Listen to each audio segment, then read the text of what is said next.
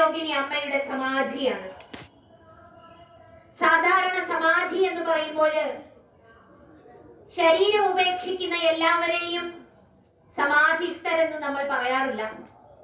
ചിലരെയൊക്കെ ചരമം എന്നും മരണം എന്നും ഒക്കെ പറയുമ്പോൾ മറ്റു ചിലർ ശരീരം ഉപേക്ഷിക്കുമ്പോൾ അതിനെ സമാധി എന്ന് പറയുന്നു. സമാധി എങ്ങനെ സംഭവിക്കും എന്നറിയണമെങ്കിൽ അവരുടെ ജീവിത ചരിത്രം കുറച്ചെങ്കിലും നാം മനസ്സിലാക്കേണ്ടിയിരിക്കുന്നു. അതുകൊണ്ട് ഇവിടെ എത്തിച്ചേർന്നിരിക്കുന്നവർക്കൊക്കെ ഒരു പക്ഷേ ആത്മയോഗിനി അമ്മയുടെ ജീവിത ചരിത്രം അറിയാമെന്നിരിക്കലും അമ്മയെ കുറിച്ചൊന്ന് ഓർക്കുന്നത്, അമ്മയെ ഒന്ന് ധ്യാനിക്കുന്നത്, അമ്മയെ നമ്മുടെ പ്രാണനോട് ചേർത്ത് വെക്കുന്നത് ഒക്കെ നമുക്ക് അനുഗ്രഹദായകമായിരിക്കും എന്നുള്ളത് കൊണ്ട് തീർച്ചയായിട്ടും ആത്മയോഗിനി അമ്മയുടെ ആ ജീവിത ചരിത്രത്തിന്റെ ഏതാനും ചില ഭാഗങ്ങളിലേക്ക് നമുക്കൊന്ന് സഞ്ചരിക്കാം. ഒരു ആത്മജ്ഞാനിയും ജീവിത ചരിത്രം എഴുതുകയില്ല.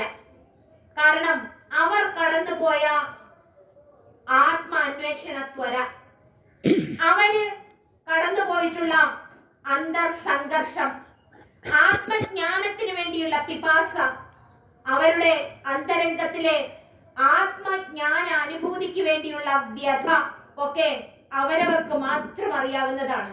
അതൊരിക്കലും അവരാരോടും പറയുകയുമില്ല, അവരെങ്ങും എഴുതി വെക്കുകയുമില്ല. ഇന്ന് വരെ ഒരു ആത്മജ്ഞാനിയുടെ ജീവിത ചരിത്ര ഗ്രന്ഥം നിങ്ങൾക്ക് ആർക്കും ലഭ്യമായിട്ടും ഉണ്ടാവുകയില്ല. കാരണം അങ്ങനെയാണ്, അവർ അവരുടെ ചരിത്രം നിലനിൽക്കണം എന്ന് ആഗ്രഹിക്കുന്നവരായിരിക്കില്ല. അവരങ്ങനെ സ്വയം എഴുതുകയുമില്ല. കാരണം അത് അങ്ങനെയാണ് എന്നുള്ളതാണ് യാഥാർത്ഥ്യം. അങ്ങനെയുള്ള സത്യസ്വരൂപമായ അനശ്വര ചൈതന്യമായ ആത്മയോഗിനി അമ്മ കാലാതീതമായ സത്യമാണ്. കാലയവനികയ്ക്കുള്ളിൽ മറഞ്ഞു പോകാത്ത കാലാതീതമായ സത്യം, ആ പരം ബ്രഹ്മം അനുഗ്രഹാശിസുകളോടുകൂടി ഇവിടെ നിറഞ്ഞു വിളങ്ങുന്നുണ്ട്. പരം ബ്രഹ്മമായി, അലൗകിക ചൈതന്യമായി നിറഞ്ഞു വിളങ്ങുന്ന ആ ഭൗമ തേജസ്സിനെ മനോബുദ്ധീന്ദ്രിയ ദ്വാര ഒരിക്കലും ആർക്കും ഗ്രഹിക്കാൻ കഴിയുകയില്ല. നാം ഇത് സംസാരിച്ചു കൊണ്ടിരിക്കുമ്പോൾ അമ്മ അപാഞ്ച ഭൗതിക സ്വരൂപിണിയായി നാം ഓരോരുത്തരുടെയും ഹൃദയ ചൈതന്യമായി പ്രശോഭിക്കുന്നുണ്ട്. അമ്മ ജനിച്ചത്, അമ്മയുടെ ജനനം പത്തനംതിട്ട ജില്ലയില് റാന്നിയിലാണ്. പമ്പ നദിയുടെ കുളിനം. ആ നദീ തീരത്ത് ത്രയീക്കോട്ടില്ലം, ആ ത്രയീക്കോട്ടില്ലത്താണ് അമ്മ പൂജാതയായത്. ത്രയീക്കോട്ടില്ലം എന്ന് പറയുമ്പോൾ ഇല്ലത്തിന് സ്വല്പം പ്രത്യേകതയുണ്ട്.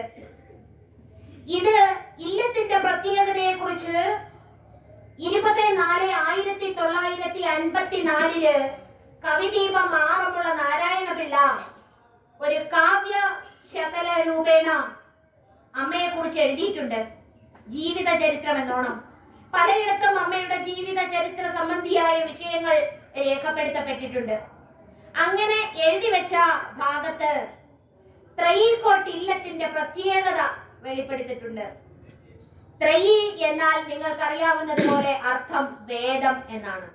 രണ്ടു തരത്തിൽ ഇതിനെ പറയും. ത്രയീ എന്ന പദത്തിന്റെ അർത്ഥം വേദം എന്ന് ഒരു തരത്തിൽ വ്യാഖ്യാനിക്കുമ്പോൾ, വേദങ്ങൾ തന്നെ കർമ്മകാന്ഡം, ജ്ഞാനകാന്ഡം, ഉപാസനാകാന്ഡം എന്നിവ മൂന്നും ചേർന്ന് വരുന്നത് കൊണ്ടും വേദത്തെ ത്രയീ എന്ന് പറയുന്നു.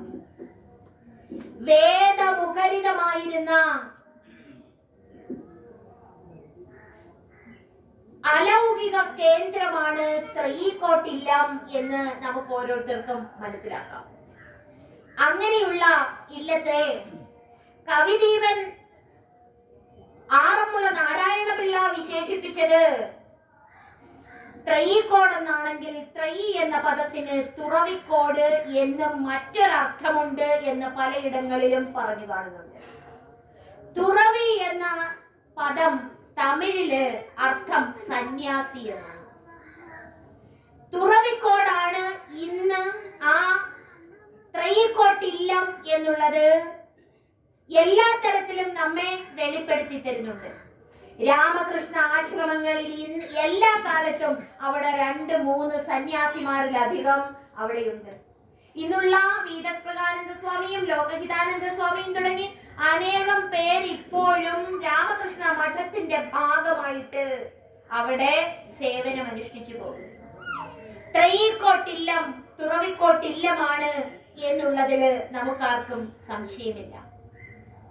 ഒരു ഇല്ലത്ത് ആത്മജ്ഞാനി ഉണ്ടായി എന്ന് പറഞ്ഞാൽ ആ ഇല്ലത്തിന്റെ മഹത്വം എന്താണ് എന്ന് ഞാൻ നിങ്ങളോട് പറയുകയാണ് എങ്കിൽ അത് തെറ്റായി പോകും.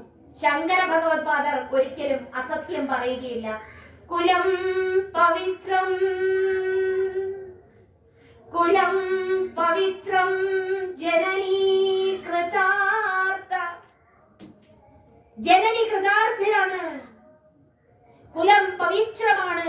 അപാരമായ സച്ചിദാനന്ദ സുഖ സാഗരത്തിൽ മഗ്നനായവരുടെ കുലം പവിത്രം. ആ ജനനി കൃതാർത്ഥ. പോരാ, അവിടെ ഏത് ധന്യാത്മാവാണോ ആത്മജ്ഞാനിയാണോ ജനിച്ചിട്ടുള്ളത് ആ പിറന്ന ഇടം തീർത്ഥഭൂമിയാണ്, തീർത്ഥാടന കേന്ദ്രമാണ്. അതാണ് ത്രയീക്കോട്ടില്ലത്തിന്റെ പ്രത്യേകത. അവർ ജനിച്ച സ്ഥാനവും അവർ സമാധിയായ സ്ഥാനവും അവർ വിഹരിച്ച സ്ഥാനവും ഒക്കെ തീർത്ഥാടന കേന്ദ്രങ്ങളായി പരിണമിക്കുന്നു എന്നുള്ളത് കൊണ്ടാണ് ഈ സമാധി സ്ഥാനത്ത് ഇന്ന് ശ്രീ ശ്രീവത്സൻ ശർമാജിയുടെ കേന്ദ്രത്തിൽ നമ്മൾ എത്തിച്ചേർന്നിരിക്കുന്നത്. ത്രയീക്കോട്ടില്ലം അന്നത്തെ ഗ്രഹനാഥൻ ബ്രഹ്മശ്രീ നാരായണൻ നമ്പൂതിരിക്കും പാർവതി അന്തർജനത്തിനും ജനിച്ച ലക്ഷ്മിക്കുട്ടി അന്തർജനമാണ് ആത്മയോഗിനി അമ്മയായി തീർന്നത്. ഇന്ന് ആ ഇല്ലത്ത് വസിക്കുന്നത് ഞാൻ ഏറ്റവും കൂടുതൽ ആദരിക്കുന്ന, ബഹുമാനിക്കുന്ന, സ്നേഹിക്കുന്ന, ഭക്തിയുടെ പ്രത്യക്ഷ സ്വരൂപമായ ജ്ഞാനത്തിന്റെ ഹൃദയ സ്പന്ദനം ഉള്ളിൽ കാത്തു സൂക്ഷിക്കുന്ന ബ്രഹ്മശ്രീ പരമേശ്വരൻ നമ്പൂതിരിയാണ്. പരമേശ്വരൻ നമ്പൂതിരിയെ കൂടാതെ സർവദാ സനാതന ധർമ്മ പ്രചാരകനായി, സനാതന ധർമ്മ അനുസന്ധാന നിരതനായി ജീവിതം നയിച്ചുകൊണ്ട് ആ ആത്മയോഗിനി അമ്മയുടെ പാത പിന്തുടരുന്ന ബ്രഹ്മശ്രീ മധുസൂദനൻ നമ്പൂതിരിയും നമ്മുടെ വേദിയിൽ ഇരിപ്പുണ്ട്. അതുപോലെ തന്നെ ഇന്ന് ആ ഇല്ലം എല്ലാ തരത്തിലും മാധവനാൽ, ബാലഗോപാലനാൽ അനുഗ്രഹീതമാണ്. അവിടെ ഒരു ക്ഷേത്രവുമുണ്ട്, അതിലേക്ക് നമുക്ക് വരാം. ഇന്ന് ഈ പ്രവർത്തനങ്ങൾക്ക് നേതൃത്വം നൽകുന്നത് ധർമ്മത്തിന്റെ ശോഭയായിരിക്കുന്ന സനാതന ധർമ്മ പ്രവർത്തനങ്ങളിൽ നിസ്വാർത്ഥമായി പ്രവർത്തനം നടത്തിക്കൊണ്ടിരിക്കുന്ന, മാനവ ക്ഷേമമാണ് ജീവിത ദൗത്യമെന്ന് തിരിച്ചറിഞ്ഞിരിക്കുന്ന ധർമ്മശ്രീ രാജ്കുമാറാണ്. ഇല്ലത്തിന്റെ പ്രത്യേകതയെ കുറിച്ച് നിങ്ങൾക്ക് മനസ്സിലായി കാണും. ഒരു കുലം എങ്ങനെ പാവനമായി തീരുന്നു, പവിത്രമായി തീരുന്നു എന്നുള്ളത് ഏകദേശം മനസ്സിലായി കാണും എന്ന് ധരിച്ചുകൊള്ളട്ടെ. പോരാ, അമ്മ ലക്ഷ്മിക്കുട്ടി അമ്മ 13ാമത്തെ വയസ്സില് മുരിങ്ങമംഗലത്ത് ഇല്ലത്ത് നിന്നും, അതായത് ഈ ഇല്ലത്ത് നിന്നും വേളി കഴിച്ചു ഇവിടെ എത്തി. ലക്ഷ്മിക്കുട്ടി അന്തർജനത്തെ വേളി കഴിച്ചത് നീലകണ്ഠൻ നമ്പൂതിരിയായിരുന്നു. എന്നാൽ ആ വേളി കൂടുതൽ കാലം നീണ്ടു നിന്നില്ല. 21ാമത്തെ വയസ്സിൽ, അമ്മയ്ക്ക് 21 വയസ്സായപ്പോഴേക്കും നീലകണ്ഠൻ നമ്പൂതിരി ഇഹലോകവാസം വെടിഞ്ഞു. തീർച്ചയായിട്ടും നിങ്ങൾക്ക് ഏവർക്കും തിരിച്ചറിയാൻ കഴിയുന്ന ഒരു കാര്യം, ഭർത്താവ് മരിച്ചു കഴിഞ്ഞാൽ എങ്ങനെയായിരിക്കും ഭാര്യയ്ക്ക് വേദനയുണ്ടാവുക. അത് ഗാർഹസ്ഥ്യാശ്രമം നയിക്കുന്ന ഓരോരുത്തർക്കും അറിയാം. അമ്മയെ ഇത് വല്ലാതെ തളർത്തിക്കളഞ്ഞു കാണും എന്ന് എല്ലാവരും ചിന്തിച്ചു. അമ്മയെ തളർത്തിയില്ല എന്ന് മാത്രമല്ല, നിങ്ങൾ ഒരു നാരദനെ കണ്ടിട്ടുണ്ട്. 5 വയസ്സായ നാരദൻ, ദാസിയുടെ പുത്രൻ, ദാസ്യവേല ചെയ്യുന്നതിനിടയിൽ മറ്റ് വീടുകളിൽ പാത്രം കഴുകി തന്റെ ജീവിത വൃത്തി കഴിച്ചിരുന്ന സന്ദർഭത്തില് ഒരു ദിവസം അതിരാവിലെ പോയ സമയത്ത് പാമ്പിന്റെ ദംശനമേറ്റ് മരിച്ചു കഴിഞ്ഞപ്പോൾ എങ്ങനെ നാരദൻ നൃത്തം ചെയ്തുവോ, ഇനി എന്റെ ജീവിതം എനിക്കൊരു ബന്ധവുമില്ല എന്ന് പറഞ്ഞുകൊണ്ട് നൃത്തം ചെയ്തുവോ, അതുപോലെ ലക്ഷ്മിക്കുട്ടി അമ്മയുടെ ഉള്ളില്, ലക്ഷ്മിക്കുട്ടി അന്തർജനത്തിന്റെ ഉള്ളിൽ ഒരു ആനന്ദ അതിരേകം തിരത്തള്ളുകയായി. അമ്മ എന്തെന്നില്ലാതെ ആനന്ദിച്ചു. ഇനി എന്റെ ജീവിത ദൗത്യം ഇതൊന്നുമല്ല, മറ്റെന്തോ ആണ് എന്ന് നിശ്ചയിച്ചുറപ്പിക്കാൻ ആ ധീരയായ ലക്ഷ്മിക്കുട്ടി അന്തർജനത്തിന് കഴിഞ്ഞു. ധീര എന്ന പദത്തിന് വളരെ വിപുലമായ അർത്ഥമുണ്ട്. ധീര, ബുദ്ധിയെ വിഷയങ്ങളിൽ നിന്ന് പിന്തിരിപ്പിച്ച് ആത്മസംസ്ഥമാക്കാൻ ആർക്കാണോ ആന്തരിക കരുത്തുള്ളത് അവരാണ് ധീരൻ. അങ്ങനെ ധീരമായ ആന്തരിക കരുത്തുള്ള ആ ആത്മയോഗിനി അമ്മ നാരദനെ പോലെ മാത്രമല്ല, വാമദേവ മഹർഷി ഗർഭത്തിലിരിക്കുമ്പോൾ മുക്തിയെ പ്രാപിച്ചു എന്ന് നിങ്ങൾ കേട്ടിട്ടില്ലേ? ഐതരയോപനിഷത്താണ് പറയുന്നത്. അതായത് എത്രയാണോ ഒരാളുടെ പ്രാരബ്ധം, ആ പ്രാരബ്ധം അവസാനിക്കുമ്പോൾ ആ ജീവിതം അവസാനിക്കും എന്ന് നമ്മെ പഠിപ്പിച്ചു തന്ന നമ്മളുടെ നായകമൂർത്ത രൂപമാണ് ആത്മയോഗിനി അമ്മ. എല്ലാ തരത്തിലും നമ്മളെ പഠിപ്പിച്ചു തരുന്നു.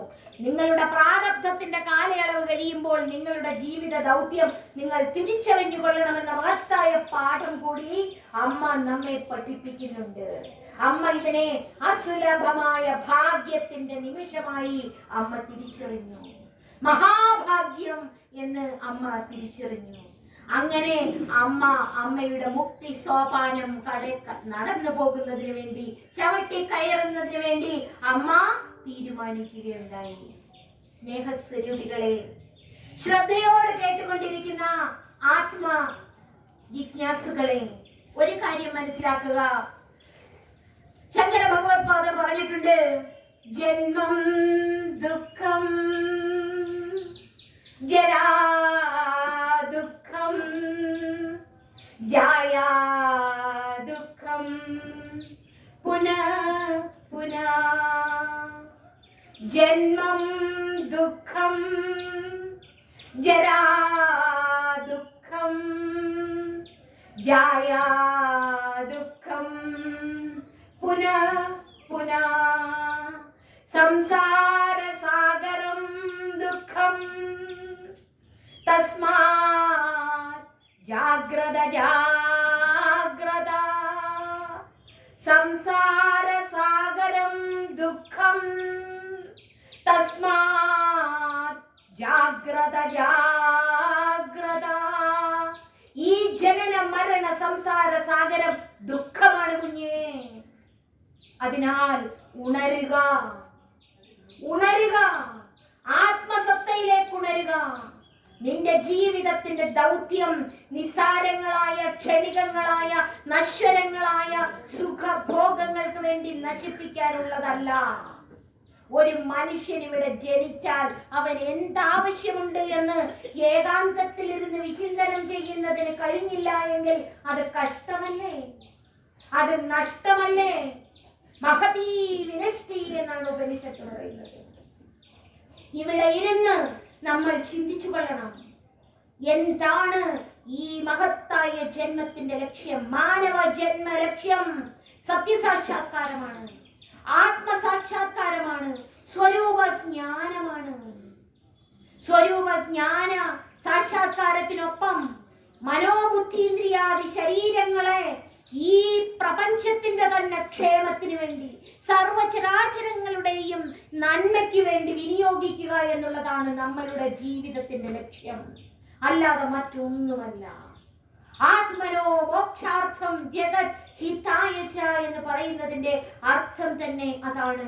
അങ്ങനെ അമ്മ മുക്തി സോപാനം നടന്നു കയറുന്നതിന് വേണ്ടി അമ്മ സപ്തഭൂമികകളെ മുക്തി സോപാനം എന്ന ഗ്രന്ഥത്തിലൂടെ പ്രൊഫസർ അനീതാനന്ദ് ജി അവതരിപ്പിക്കുമ്പോൾ നമുക്കുണ്ടാകേണ്ടത് നമ്മുടെ ഉള്ളിൽ ശുഭേച്ഛ, വിചാരണ, തനുമാനസി, സത്വാപത്തി, അസംസക്തി, പദാർത്ഥാഭാവന, തുരീയം. ഇതിനെ വിശദമായി വിവരിക്കുന്നതിനുള്ള സമയമില്ല എങ്കിലും ഓരോരോ വാചകത്തില് നിങ്ങൾ അതിനെ ഒന്ന് ശ്രദ്ധിച്ചു കേൾക്കണം. അമ്മയുടെ ജീവിത ചരിത്രം പഠിക്കുന്നതിനോടൊപ്പം, അത് ശ്രവണം ചെയ്യുന്നതിനോടൊപ്പം സ്വജീവിതത്തില്, തന്റെ പ്രാണനില്, തന്റെ മനസ്സില്, തന്റെ ബുദ്ധിയില് എന്ത് പരിവർത്തനം എനിക്ക് കൊണ്ടുവരാൻ കഴിയും, ആ അഖണ്ഡമായിരിക്കുന്ന ആത്മചൈതന്യ വൈഭവമേ എന്ന് പ്രാർത്ഥിച്ചുകൊണ്ട് ശ്രവണം ചെയ്യണം. ഈ സപ്തഭൂമികയുടെ പ്രഥമ സോപാനമായ ശുഭേച്ഛ എന്ന് പറയുന്നത് വിവേകം, വൈരാഗ്യം എനിക്കുണ്ടോ? സത്യമേത് അസത്യമേത് എന്ന് തിരിച്ചറിയുന്നതിനുള്ള ആന്തരിക കരുത്തുണ്ടായിട്ടുണ്ടോ? ഈ കാണുന്ന പ്രപഞ്ച ദൃശ്യങ്ങൾ ഇതേപടിയല്ല എങ്കിൽ പിന്നെ ഏതാണ് ഇതിന്റെ സ്വരൂപം? ചട്ടമ്പി സ്വാമി തിരുവടികളും ശങ്കര ഭഗവത്പാദനും എന്ന് വേണ്ട വേദവ്യാസൻ തുടങ്ങി വ്യാസമഹർഷി തുടങ്ങി ഇന്ന് വരെയുള്ള സത്യസ്വരൂപികളെല്ലാം കൃത്യമായി പറഞ്ഞു, ഇദം സർവം ബ്രഹ്മ ഖലു. നാം കേട്ടോ? ഈശാവാസിമിദം സർവം. ശ്രവണം ചെയ്തോ? ഇല്ല.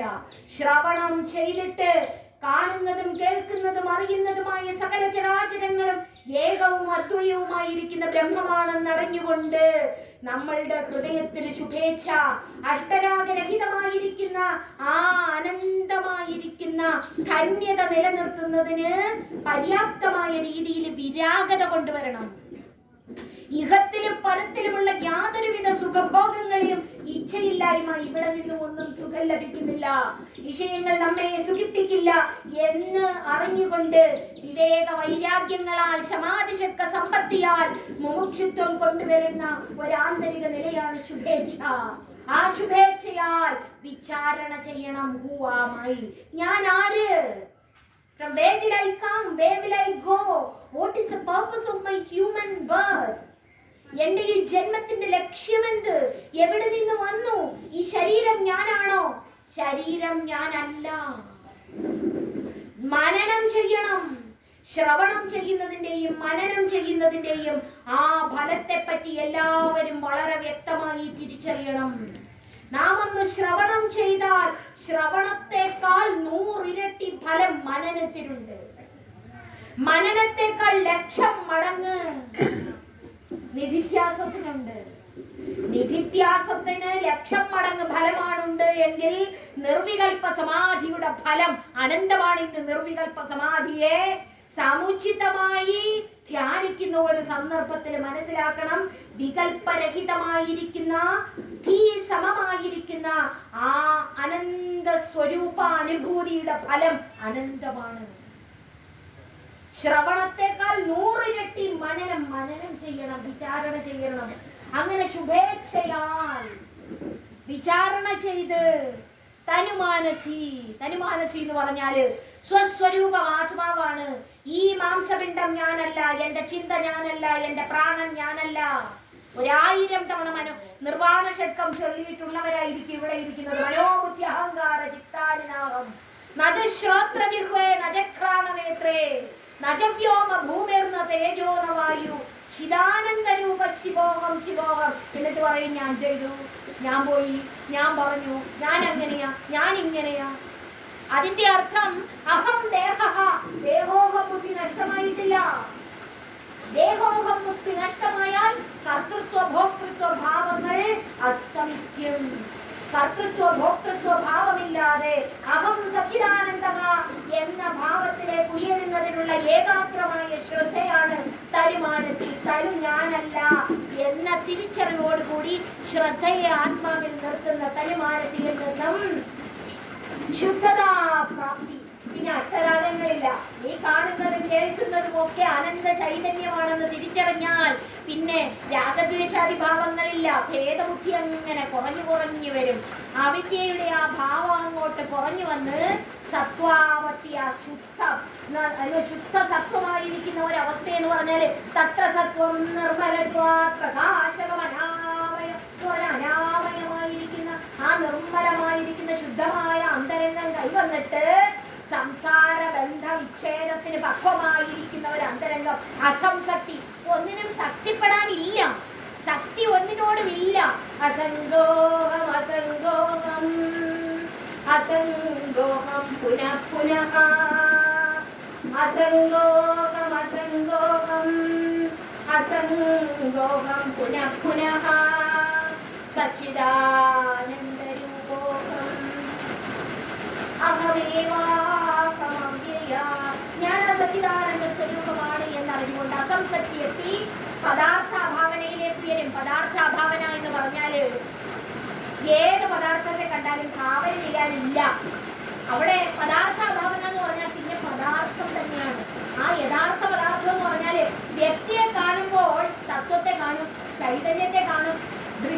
കാണുമ്പോൾ അദൃശ്യത്തെ കാണും, രൂപത്തിലല്ല അരൂപത്തെ കാണും, ശബ്ദത്തിലല്ല അശബ്ദത്തെ കാണും. പറയാൻ വേണ്ടി ഇങ്ങനെ പറയാം, പക്ഷെ ഉള്ളുകൊണ്ട് നാമരൂപരഹിതമായിരിക്കുന്ന അനന്ത ചൈതന്യത്തെ അഭേദമായി നിതരാം അനുഭവിക്കുന്ന ഒരവസ്ഥയിലേക്ക് ഉയർന്നിട്ട് ആ പദാർത്ഥാഭാവനയെ തുടർന്ന് തുരീയത്തിന്റെ സമ്യക് സ്ഥിതി നിതരാം നിറഞ്ഞു വിളങ്ങും.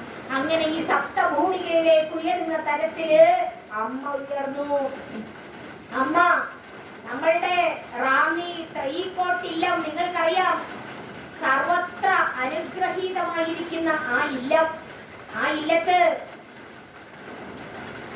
നീലകണ്ഠൻ നമ്പൂതിരി അവർകള് ദേഹത്യാഗം ചെയ്തു കഴിഞ്ഞപ്പോൾ ഇല്ലത്തേക്ക് അമ്മയെ തിരിച്ചു വിളിച്ചുകൊണ്ട് വന്നു. അമ്മ അവിടെ എത്തിയപ്പോൾ അമ്മയ്ക്ക് ആരാധിക്കുന്നതിനൊരു ബാലഗോപാലനെ കിട്ടി. ആ ബാലഗോപാലൻ എങ്ങനെ തൃക്കോട്ട് ഇല്ലത്തെത്തിയെന്ന് അറിയുമോ?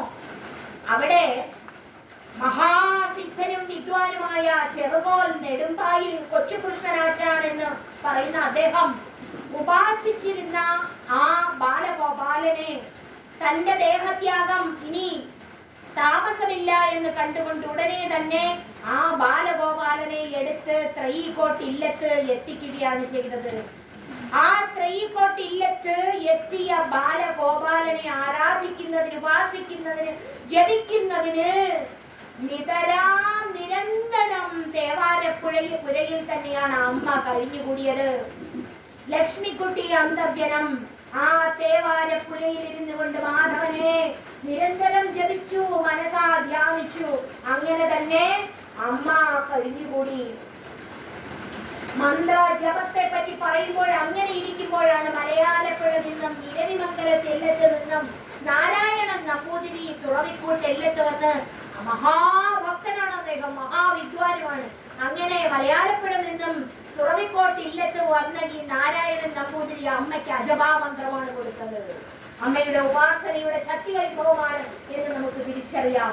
ഇന്ന് മന്ത്രം ജപിക്കുന്നതിനെ പറ്റി നിങ്ങൾ കേൾക്കുമ്പോൾ ഈ മന്ത്രത്തിനൊക്കെ എന്ത് ഫലമെന്ന് പരിഹസിക്കുന്ന ഒരു ആധുനിക തലമുറ, മോഡേൺ ജനറേഷൻ ഉണ്ട്. പക്ഷെ ഇതിനൊക്കെ എന്താണ് അർത്ഥം എന്ന് ചോദിക്കുന്ന ഒരു തലമുറയുണ്ട് എങ്കിൽ സ്നേഹസ്വരൂപികളെ, ഭക്തജനങ്ങളെ, ഒരു കാര്യം തിരിച്ചറിയുക. ഈ അമ്മയുടെ മന്ത്രജപം പോലെ ആര് മന്ത്രം ജപിച്ചാലും ആ ജപത്തിന് വലിയ മഹത്തായ ഫലമുണ്ട്. അതെങ്ങനെയെന്ന് ചോദിച്ചാൽ, നാം ഉപാസിക്കുന്ന മന്ത്രം ഏതൊന്നാണോ സാധാരണ പുറത്തു വരുമ്പോൾ വൈഖരിയാകുമ്പോഴാണ് നാം കേൾക്കുന്നതെങ്കിൽ ആ വൈഖരിയാകുന്നതിന് മുമ്പ് അത് അശ്യന്തിയായി, മധ്യമയായി ഹൃദയതലത്തിൽ കുടികൊള്ളുന്നുണ്ട് വിചാര രൂപത്തില്.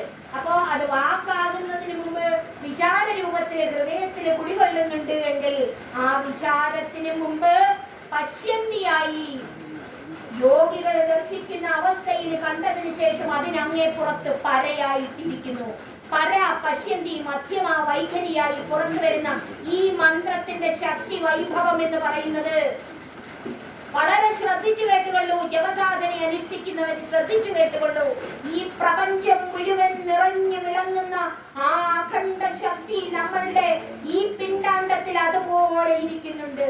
ആ പിണ്ടാണ്ടത്തിൽ ഇരിക്കുന്ന, പരയിൽ ഇരിക്കുന്ന ആ ശക്തി തന്നെയാണ് പശ്യന്തിയായി, മധ്യമയായി, വൈഖരിയായി എത്തുന്നത്.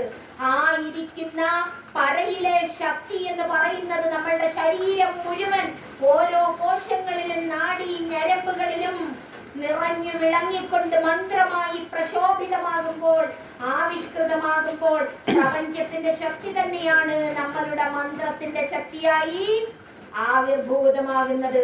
ആ മന്ത്രശക്തി ദേവതാ ശക്തിയായി രൂപം കൊണ്ട്, അതുകൊണ്ടാണ് സിദ്ധ മന്ത്രജ്ഞന്മാർ ഓരോന്നിനെയും ഓരോ കാര്യത്തിന് മന്ത്രശക്തിയെ ഉപയോഗിക്കുന്നത്. ആ മന്ത്രശക്തി എങ്ങനെയാണ് ഉപയോഗിക്കുന്നത് എന്നും അതെന്തുകൊണ്ടെന്ന് ചോദിച്ചാൽ ബ്രഹ്മാണ്ടത്തിന്റെ ശക്തി പിണ്ടാണ്ടത്തിൽ ഇരുന്നുകൊണ്ട് പരയിൽ നിന്ന് ആവിഷ്കൃതമാക്കി ആ ശക്തി വൈഭവത്തെ പ്രയോജനപ്പെടുത്താമെന്നുള്ളത് കൊണ്ട് മന്ത്രജപത്തിന്റെ ശക്തിയെ ആരും നിഷേധിക്കേണ്ടതില്ല.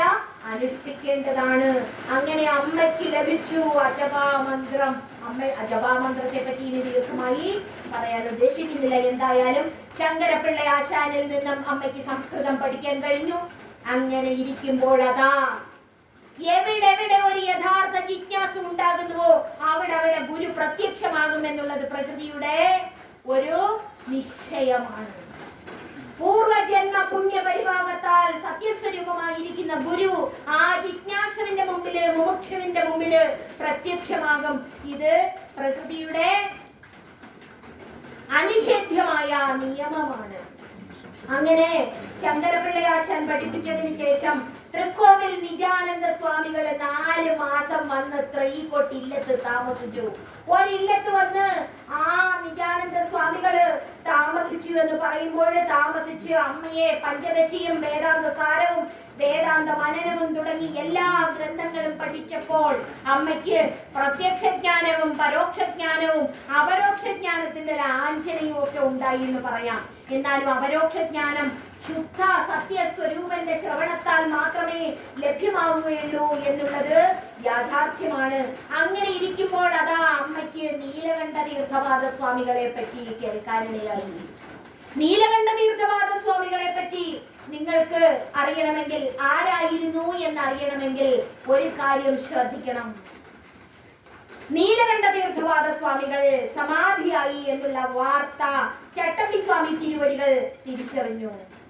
ചട്ടമ്പി സ്വാമികളുടെ അടുത്ത് ഈ വാർത്ത എത്തിയപ്പോൾ വിദ്യാധിരാജ ബാലഭട്ടാരക ചട്ടമ്പി സ്വാമി തിരുവടികൾ അതാ എഴുന്നള്ളുകയായി എന്നറിഞ്ഞുകൊണ്ട് സ്വാമി തിരുവടികളെ സ്വീകരിക്കുന്നതിന് വേണ്ടി കാളവണ്ടി ഏർപ്പെടുത്തി തോരണാദികളെല്ലാം കെട്ടി സ്വീകരണത്തിന് വേണ്ട എല്ലാ കാഴ്ചവട്ടങ്ങളും ഒരുക്കങ്ങളും ചെയ്തു കഴിഞ്ഞു. അപ്പോൾ അതാ സ്വാമി തിരുവടികൾ ഒരു പ്രാണിയെ പോലും വേദനിപ്പിക്കാത്ത ജീവകാരുണ്യത്തിന്റെ പ്രത്യക്ഷ സ്വരൂപമായിരിക്കുന്ന ആ ബാലഭട്ടാരകേശൻ കാളവണ്ടിയിൽ കയറാൻ തയ്യാറായില്ല എന്ന് മാത്രമല്ല, ആ വഴി മാറി വേറൊരു ഇടവഴിയിൽ കൂടി സമാധി സ്ഥാനത്തേക്ക് എത്തി. സമാധി സ്ഥാനത്തെത്തിയതും സത്യദർശിയായ ഭട്ടാരകേശൻ അവിടെ നിന്നുകൊണ്ട് 2 തുള്ളി കണ്ണുനീർ ആ കണ്ണിൽ നിന്നും നിർഗളിച്ചു. ഇത് കണ്ടുകൊണ്ട് മറ്റ് ശിഷ്യർക്കൊക്കെ ഒരു സംശയമുണ്ടായി. സത്യദർശികൾ അങ്ങനെ കഴിയുമോ? അവരുടെ കണ്ണിൽ നിന്നും കണ്ണുനീർ പുറത്തേക്ക് വരുമോ? ഇതെന്താണ് ഈ സംഭവിക്കുന്നത്? ഉടനെ ബ്രഹ്മസ്വരൂപമായിരുന്ന ബാലഭട്ടാരകേശൻ ചട്ടമ്പി സ്വാമി തിരുവടികൾ പറഞ്ഞു, ഇത് മറ്റൊന്നും കൊണ്ടുവന്നല്ല. സാധാരണ നാം ഇരിക്കുമ്പോൾ അവൻ നിൽക്കുകയാണ് പതിവ്. ഇതാ അവൻ ഇരിക്കുന്നു, നാം നിൽക്കുന്നു. പോരാ, അവൻ ഇരിക്കുന്നു, നാം നിൽക്കുന്നു. പോരാ, എന്റെ ഈ കണ്ണുനീരിന്റെ രഹസ്യം നിങ്ങൾക്കറിയണമോ? ഈ ശരീരം സത്യം സാക്ഷാത്കരിച്ച ശരീരമാണ്. ഇതിവന്റെ അവസാനത്തെ ശരീരമാണ്. ഇതിവന്റെ അവസാനത്തെ ശരീരമാണിതെന്ന് പറയുമ്പോൾ ഒരു കാര്യം മനസ്സിലാക്കണം. അനേക ജന്മ സംപ്രാപ്തമായിരിക്കുന്ന പുണ്യപരിഭാഗത്താൽ മാത്രമേ ഒരാൾക്ക് മോക്ഷം അഥവാ മുക്തി ലഭിക്കുകയുള്ളൂ. മുക്തസ്വരൂപമായിരുന്ന നീലകണ്ഠ തീർത്ഥപാദ സ്വാമികളുടെ പ്രഥമ ശിഷ്യയാണ് ആത്മയോഗിനി അമ്മ. ഈ ആത്മയോഗിനി അമ്മയ്ക്ക് ഗുരുവിനെ ലഭിച്ചത് എങ്ങനെയാണ് എന്നാണ് പറയാൻ പോകുന്നത്. ഗുരുവിനെ ലഭിക്കാൻ ഇതുപോലെ നീലകണ്ഠ തീർത്ഥപാദ സ്വാമികളെ കുറിച്ച് കേട്ടു. നീലകണ്ഠ തീർത്ഥപാദ സ്വാമികളെ കുറിച്ച് നിങ്ങൾക്കറിയാം, ചരിത്രം വളരെ ഗംഭീരമാണ്. എങ്ങനെയാണ് ചട്ടമ്പി സ്വാമി തിരുവടികളുടെ അടുത്ത് എത്തിച്ചേർന്നതെന്ന് നിങ്ങൾക്കറിയാം. വളരെ പ്രഗത്ഭനായ ഒരു വിഷവൈദ്യനായിരുന്നു. ആ വിഷവൈദ്യ ചികിത്സയൊക്കെ തന്നെ കവിഞ്ഞ് വേറെ ആരുമില്ല എന്നുള്ള കാര്യം ചട്ടമ്പി സ്വാമി തിരുവടികളെ ഉണർത്തിക്കാൻ വേണ്ടി വന്നെത്തിയതാണ്. സ്വാമികളെ, എനിക്ക് ഇത്രയധികം വിഷവൈദ്യം അറിയാം. എടാ മണ്ട, നിനക്ക് ഈ വിഷവൈദ്യമൊക്കെ അറിയാമായിരിക്കും, പക്ഷെ ഈ സംസാര വിഷമാകുന്ന ഘോര വിഷത്തെ നശിപ്പിക്കുന്നതിനുള്ള വിദ്യ നിനക്കറിയുമോ? അത് ഞാൻ പഠിപ്പിച്ചു തരാം. അപ്പോഴാണ് നീലകണ്ഠ തീർത്ഥപാദർക്ക് ഉള്ളിന്റെ ഉള്ളിൽ ഏതോ ഒരു ജ്ഞാനാഗ്നി ജ്വാല പ്രദീപ്തമായത്. എല്ലാ മോക്ഷികൾക്കും അങ്ങനെയാണ് ഉണ്ടാകുന്നത്. എനിക്ക് 8ാം ക്ലാസ്സിൽ പഠിക്കുമ്പോൾ എന്റെ ഗുരുനാഥന്റെ അടുത്ത് ചെന്നപ്പോൾ ഗുരുനാഥൻ പറഞ്ഞു, മാതാ നാസ്തി പിതാ നാസ്തി നാസ്തി ബന്ധു സഹോദര അർത്ഥം നാസ്തി ഗൃഹം നാസ്തി തസ്മാ ജാഗ്രത ജാഗ്രത. എന്തോ ഒന്ന് സംഭവിച്ചു. മാതാ നാസ്തി, മാതാവില്ല, പിതാവില്ല, ബന്ധുവില്ല, ഗൃഹമില്ല, സഹോദരങ്ങളില്ല, ഉണർവിൽ ഉണർവായിരിക്കുക. ഇത് ഒരാൾക്കല്ല, എല്ലാവരുടെയും കാര്യമാണ് ഈ പറയുന്നത്. ഇത് പരമസത്യമാണ്. അതുപോലെ നീലകണ്ഠന്റെ ഉള്ളിൽ ഏതോ ഒരു ജ്ഞാനാഗ്നി ജ്വാല പ്രദീപ്തമായി നീലകണ്ഠ തീർത്ഥപാതരായി തീരുന്നതിനുള്ള പ്രഥമ സന്ദർഭം ഇതായിരുന്നു. എന്തായാലും അങ്ങനെ നീലകണ്ഠ തീർത്ഥപാദ സ്വാമികളെ കുറിച്ച് കേട്ടപ്പോൾ എങ്ങനെയെങ്കിലും ഒന്ന് സ്വാമി തിരുവടികളെ കാണണം എന്നുള്ള വിവരം നീലകണ്ഠ തീർത്ഥപാദർ അറിഞ്ഞപ്പോൾ നീലകണ്ഠ തീർത്ഥപാദ സ്വാമികൾ പറഞ്ഞു, ഇതിനിടയിൽ ഇന്നത്തെ പോലെയുള്ള മോഡേൺ കമ്മ്യൂണിക്കേഷൻ സംവിധാനമൊന്നുമില്ല. ആ ഇല്ലാതിരുന്ന സമയത്ത് നീലകണ്ഠ തീർത്ഥപാദ സ്വാമികളെ വിവരം അറിയിച്ചപ്പോൾ ഇതിന് നടുക്ക് റാന്നി ത്രയിക്കോട്ട് ഇല്ലത്തിന്റെ ഒരു ബന്ധുഗൃഹം അവിടെ അടുത്തുണ്ടല്ലോ, അവിടെ വെച്ച് കാണാമെന്ന് പറഞ്ഞു. ആ സമയത്ത് ചട്ടമ്പി സ്വാമി തിരുവടികളും നീലകണ്ഠ തീർത്ഥപാദരും ആറമ്പിൽ ഗോവിന്ദൻ ഉണ്ണിത്താന്റെ കളരിയിൽ വിശ്രമിക്കുന്ന സമയമായിരുന്നു. ആ സമയത്താണ് ഈ വിവരം അറിഞ്ഞത്. ഉടനെ തന്നെ ആത്മയോഗിനി അമ്മ ഒരു കത്തെഴുതി വിട്ടു. പരാധീനയായോരെനിക്ക് അത്ര ദൂരം വരാനുള്ള അസൗകര്യവും ബോധ്യമല്ലോ. പരാധീനയായോരെനിക്ക് അത്ര ദൂരം വരാനുള്ളൊരസൗകര്യവും ബോധ്യമല്ലോ. പരാനന്ദനാം യോഗിയെ കാണുവാനായി വരാം അങ്ങ് നാം തഥാ ആജ്ഞ കിട്ടിടുമ്പോൾ. ആത്മയോഗിനിയമ്മയുടെ കവിത്വം നമുക്ക് വ്യക്തമാകുന്ന സന്ദർഭമാണ്. എന്തായാലും ആത്മയോഗിനി അമ്മ ആ രണ്ട് സ്ഥലത്തിനും ഇടയ്ക്കുള്ള സ്ഥലത്ത് വെച്ച് കണ്ടു. ഇതിനൊക്കെ ശേഷം ചട്ടമ്പി സ്വാമി തിരുവടികൾ വീണ്ടും ഇല്ലത്ത് വന്ന് അമ്മയോടൊപ്പം താമസിച്ചിട്ടുണ്ട്. ദീർഘിപ്പിക്കാൻ സമയമില്ല, ഇവിടെ അനേകം പേർ സംസാരിക്കാനിരിക്കുന്നു. എന്തായാലും ഒരു കാര്യം പറയാം. ചട്ടമ്പി സ്വാമി തിരുവടികൾ ഇത് നിങ്ങൾ ആത്മയോഗിനി അമ്മ ആത്മയോഗിനി തന്നെ ആയിരുന്നു എന്നുള്ളത് തിരിച്ചറിയുന്നതിന് ഒരു സന്ദർഭം കൂടി പറയാം. ഒരു ദിവസം അമ്മ എവിടെയോ യാത്ര ചെയ്യുന്ന സമയത്ത് ചട്ടമ്പി സ്വാമി തിരുവടികൾ ബോട്ടിൽ യാത്ര ചെയ്യുകയായിരുന്നു, വള്ളത്തിൽ യാത്ര ചെയ്യുകയായിരുന്ന ചട്ടമ്പി സ്വാമി തിരുവടികൾ പറഞ്ഞു, ഇവിടെ വള്ളം കരയ്ക്ക് അടുപ്പിക്കൂ, ഇവിടെ നിർത്തിയിടൂ. എന്നെ കാണാനായി ഒരാൾ വരുന്നുണ്ട് എന്ന് കേട്ട മാത്രയില് വള്ളം തുഴഞ്ഞിരുന്ന ആൾ വള്ളം കരയ്ക്കടുപ്പിച്ചു. അവിടെ കാത്തിരുന്ന ചട്ടമ്പി സ്വാമി തിരുവടികൾ ഏകദേശം 1 മണിക്കൂറോളം കാത്തിരുന്നപ്പോൾ അതാ ആത്മയോഗിനി അമ്മ എത്തിച്ചേർന്നു.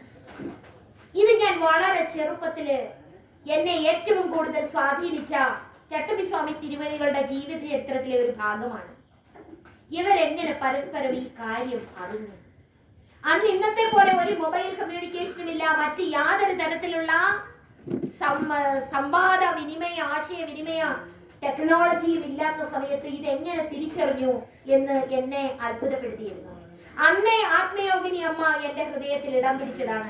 ഒരുപക്ഷെ അതുകൊണ്ടായിരിക്കും ഇന്നും ആത്മയോഗിനി അമ്മയെ പറ്റി ഇതുപോലെ നമുക്ക് ഹൃദയ സംവാദം നടത്താൻ ഇടയാകുന്നത് എന്ന് ഞാൻ മനസ്സിലാക്കുന്നു.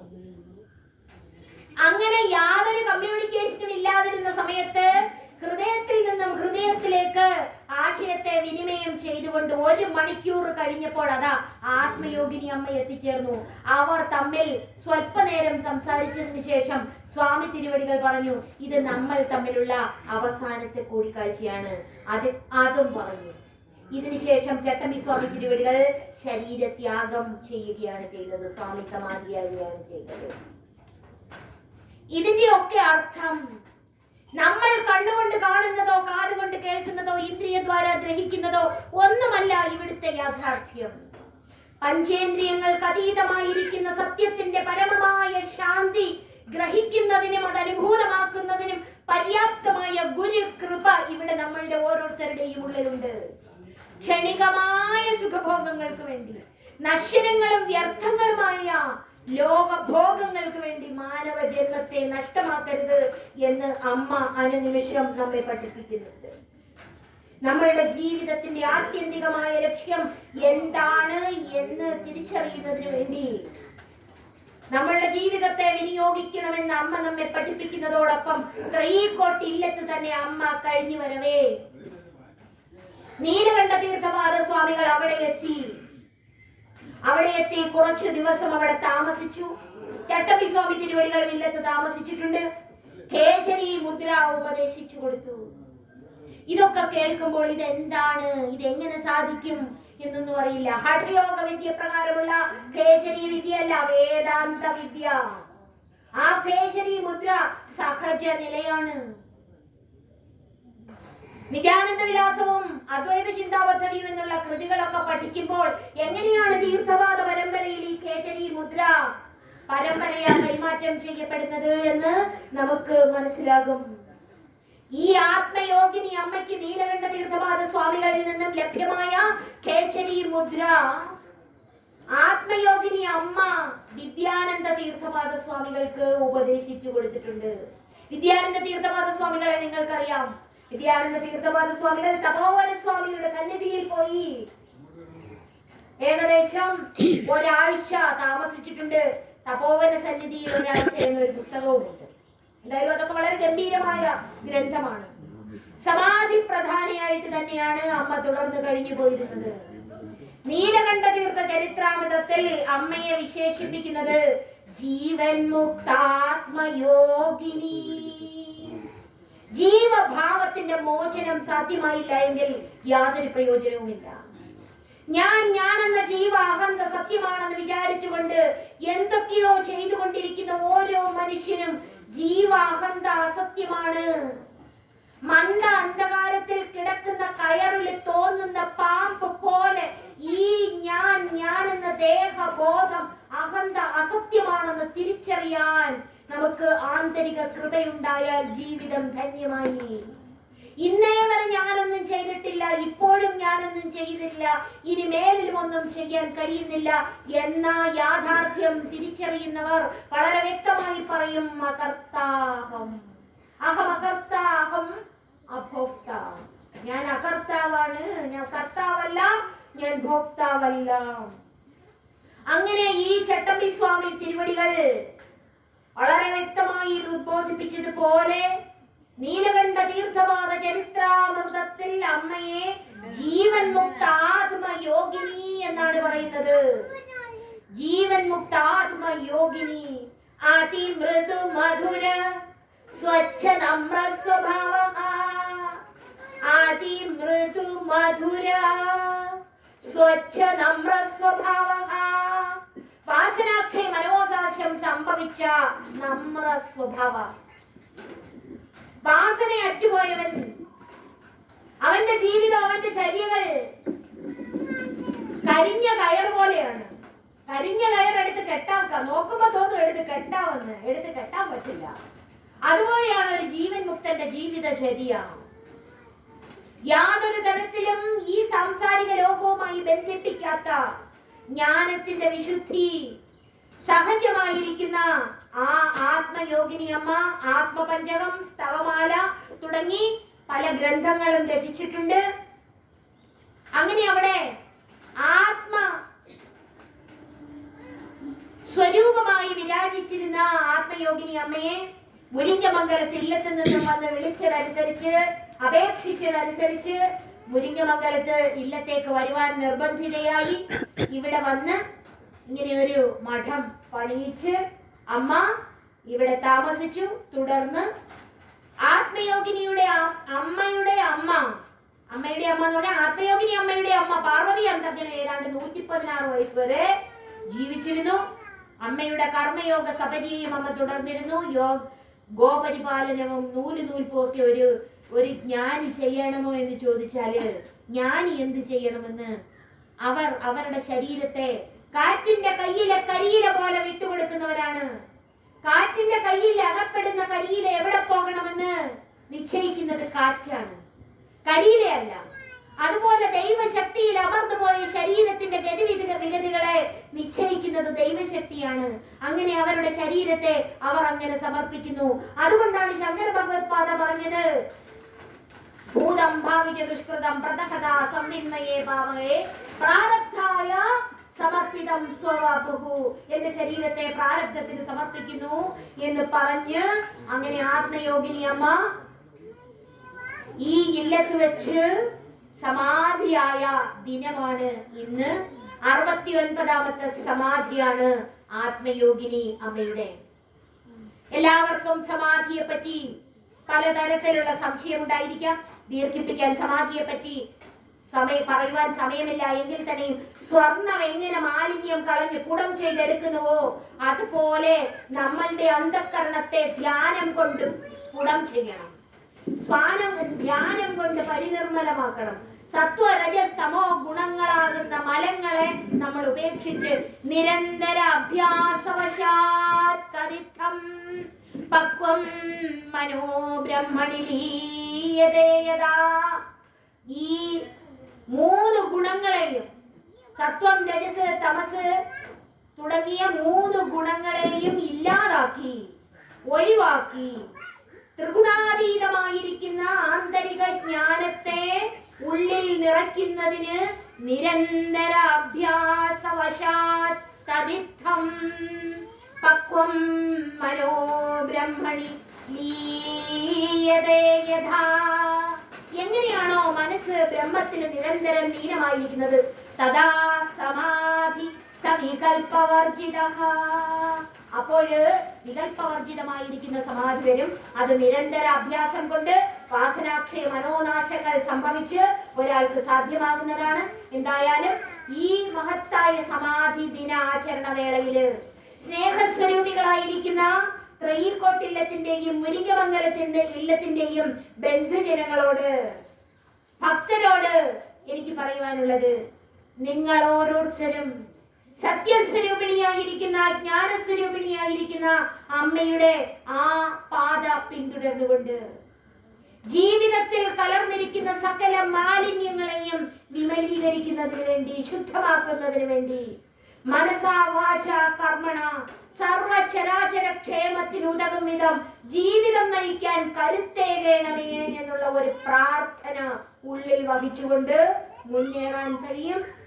ഇത്രയും നേരം നിങ്ങളോട് സംവദിച്ചു കൊണ്ടിരുന്ന ഈ ജീവിത ചരിത്രവും സമാധി ദിനാചരണത്തിന്റെ ഭാഗമായിട്ടുള്ള കാര്യങ്ങളും നിങ്ങളെ ഓർമ്മപ്പെടുത്തിയെങ്കിലും ഇതിനൊക്കെ ഒരു അവസരമൊരുക്കിയത് അമ്മയുടെ ജീവിത ചരിത്രം വളരെ ഗംഭീരമായി, ലളിതമായി, സാത്വികമായി ആ നിയതിയുടെ നിയോഗം എന്ന പോലെ ഇത് എഴുതി ചേർക്കാൻ കഴിഞ്ഞത് മാ അനീതാനന്ദ എന്ന ധന്യാത്മാവിനാണ്. അത് അമ്മയുടെ ഒരു അനുഗ്രഹ കടാക്ഷത്താലാണ് അനീതാനന്ദമായിക്ക് ഇത് എഴുതാൻ കഴിഞ്ഞത് എന്ന് ഞാൻ മനസ്സിലാക്കുന്നു. മഹത്തായ ഇത്തരത്തിലുള്ള കർമ്മങ്ങളൊക്കെ പ്രകൃതിയുടെ നിയോഗമാണ്. ആര് എന്ത് എങ്ങനെ എവിടെ മഹത് കർമ്മങ്ങൾ ചെയ്യുന്നുവോ അവരൊക്കെ നിയോഗിക്കപ്പെട്ടവർ തന്നെയാണ്. അതുപോലെ ഞാൻ മനസ്സിലാക്കുന്നു ഈ നമ്മളുടെ ധർമ്മശ്രീ രാജ്കുമാറും ബ്രഹ്മശ്രീ മധുസൂദനൻ നമ്പൂതിരിയും ഡോക്ടർ വിശ്വനാഥൻ നമ്പൂതിരി സാറും അതുപോലെ തന്നെ ഇവിടുത്തെ ഇല്ലത്തെ ശ്രീവത്സൻ ശർമ്മജിയും ഒക്കെ നിയോഗിക്കപ്പെട്ടവരാണ് എന്നാണ് ഞാൻ മനസ്സിലാക്കുന്നത്. കാരണം ഇവരൊക്കെ മഹത്തായ ദൗത്യം നിർവഹിക്കാൻ വേണ്ടി പ്രകൃതി തിരഞ്ഞെടുത്തവരാണ്. ഏതൊരു അവതാരം വന്നാലും അവതാരത്തോടൊപ്പം ദൗത്യ നിർവഹണത്തിനായി ഒരുപറ്റം ആളുകളെ കൂടെ വിടും എന്നുള്ളത് യാഥാർത്ഥ്യമാണ്. രാമൻ ദൗത്യ നിർവഹണത്തിന് എത്തിയപ്പോൾ എത്തിയവരാരൊക്കെ എന്ന് നമുക്കറിയാം. കൃഷ്ണൻ ദൗത്യ നിർവഹണത്തിന് എത്തിയപ്പോൾ ആരൊക്കെ കൂടെ വന്നു എന്നറിയാം. അതുപോലെ ആ പരമ്പരയിൽ അങ്ങനെയുള്ളവരെ ആയിരിക്കും കൂടെ ചേർക്കുന്നത്. എന്തായാലും എവിടെയൊക്കെ സത്യമുണ്ടോ അവിടെയൊക്കെ ആനന്ദമുണ്ട്. എവിടെ എവിടെ സത്യമുണ്ടോ അവിടെ ധർമ്മമുണ്ട്. അവിടെ ജയവുമുണ്ട്. അവിടെ സമാധാനമുണ്ട്. എല്ലാവർക്കും സമാധാനം ലഭിക്കുന്നതിന്, ഐശ്വര്യം ലഭിക്കുന്നതിന്, ആനന്ദം ലഭിക്കുന്നതിന് ജീവിതത്തിലെ ഓരോ ശ്വാസത്തെയും ധർമ്മത്തിന്റെ തേജസ് കൊണ്ട് നിറയ്ക്കാൻ കഴിയണമേ എന്ന് ആത്മാർത്ഥമായി പ്രാർത്ഥിക്കാൻ എല്ലാവർക്കും കഴിയട്ടെ. ആ ധർമ്മ തേജസ്സിനാൽ പ്രഭാപൂരിതമായിരിക്കുന്ന ആ പ്രാണൻ, മനസ്സ്, ബുദ്ധി, ഇന്ദ്രിയങ്ങളെല്ലാം സർവചരാചര ക്ഷേമത്തിന് വേണ്ടി വിനിയോഗിക്കാൻ ഇടയാകട്ടെ എന്ന് ആത്മാർത്ഥമായി പ്രാർത്ഥിച്ചുകൊണ്ട് എല്ലാവർക്കും എല്ലാവിധ നന്മകളും നേർന്നുകൊണ്ട് ഇതിനവസരമൊരുക്കിയ ആ അനശ്വര ചൈതന്യ സ്വരൂപിണിയായിരിക്കുന്ന ആത്മയോഗിനി അമ്മയ്ക്ക് പ്രണാമ പുഷ്പാഞ്ജലി അർപ്പിച്ചുകൊണ്ട് ഇത്രയും നേരം നിങ്ങളോട് സംവദിക്കുവാൻ എനിക്ക്